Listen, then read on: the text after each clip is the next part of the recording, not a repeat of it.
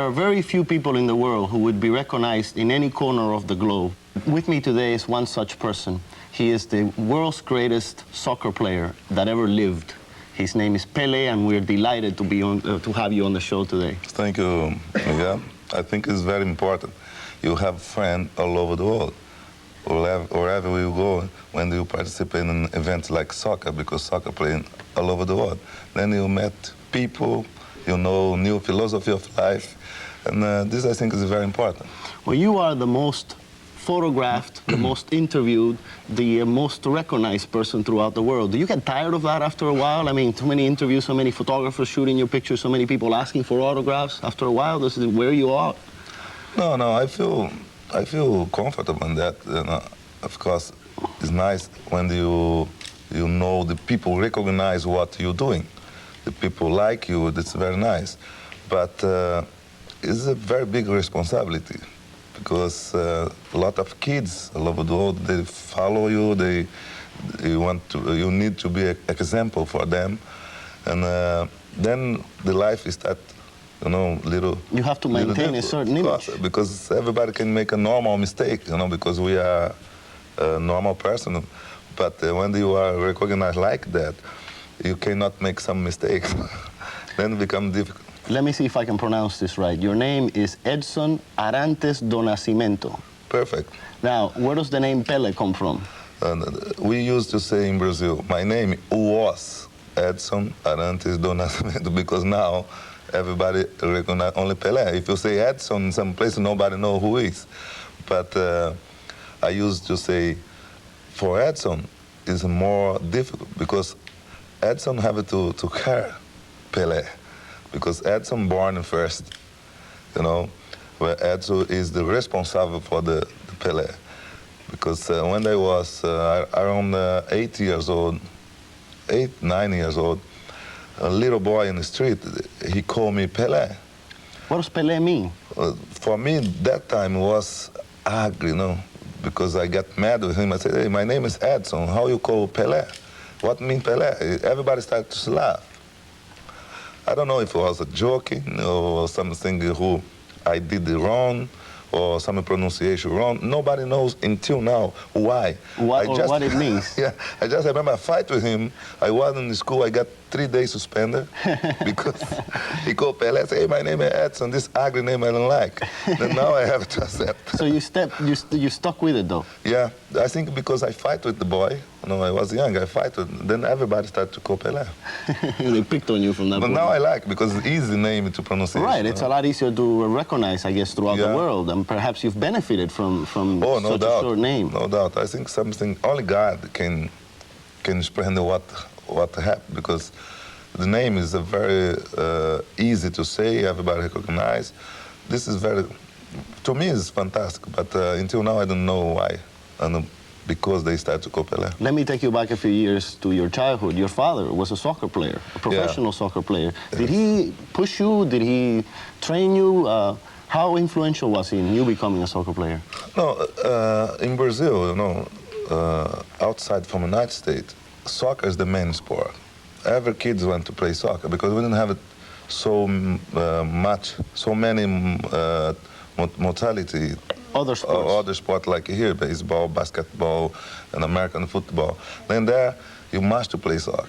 It's a good job, you know. And my father used to go to the game or to the training section. I was there with them. He used to talk with me, but he never pushed me to play soccer. Mm-hmm. Never. My father said, no, you must play soccer.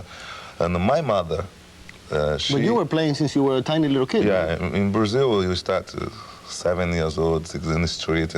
But my mother, she doesn't want to see me a soccer player because my father doesn't have too much luck. He broke his meniscus, and then he had to stop to play. Then my mother used to say when I was young, you see your father, you know, he didn't play well, he has problems. It's not a profitable career. Yeah, you must be a teacher or a doctor, something like that, and don't play soccer. Then I become a soccer player. What was your most memorable moment as a soccer player during your career? I'm sure you've been asked this question a million times, but... No, it's an important question because sometime from several people, the first World Cup was more important. But for me, the last World Cup was more important for me because I spent first World Cup, I was 16 years old, 17 years old. I didn't have any experience. We played in Sweden. I didn't have either responsibility because the other players was the big names. Then we win the World Cup. For me, you know, was casual. But 70. You were in 3 World Cups, right? Yes, I was in Sweden in my first World Cup. Brazil beat 58. Then we beat in Chile, 62. And the last one, the third World Cup, Brazil get the Julio Jiménez definitively in Mexico, 70. And of course, in 77, you made the Cosmos here in New York. Yes, 75. 75. Then for me, in 70, the World Cup was more important because all country, whole Brazil, waited for the, you know, the championship, and I was maybe the more experienced player. Then was more responsibility. That was fantastic, was more important for me. I think I can say this 70 was more important in my life. You are now very involved in trying to bring the 1986 World Cup to the United States. And you have been criticized in Latin America for doing that, especially in Mexico, from what I understand, because Mexico is trying to get the World Cup over there. Yeah. Why do you think it's important to bring it to the United States? You know, some people,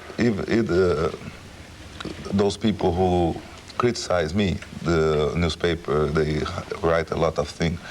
They said, oh, I should ask for a play in Mexico. But they didn't understand.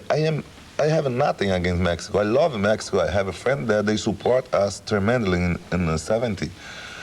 And Brazil was, you know, tried to bring to Brazil too. I should say no. Let's fight for Brazil. Let's fight for Mexico. But I think for the soccer today, in that time of the life, because Brazil have a problem, economic problem. Mexico have economic problem. All over the world they have some problem.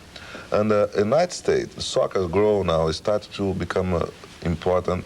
And for soccer, in generally, would be better here. Big promotion, big event. It would help the U.S. amateurs who are trying to get into soccer, right? Not only for the local soccer, not only for soccer in the United States, all over the world. Because in Mexico, in Brazil, gonna happen the same. Mexico played in 70. Doesn't change anything in soccer.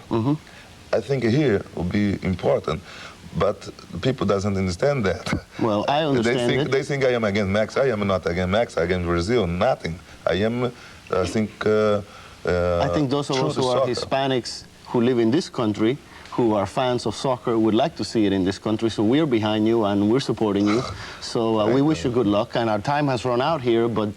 Sorry, I talk too much. No, you don't. But next time, perhaps you can be on our show in the future. And it's been a pleasure, again, meeting you and being here with you. And let me turn to Ana. Thank you, Miguel.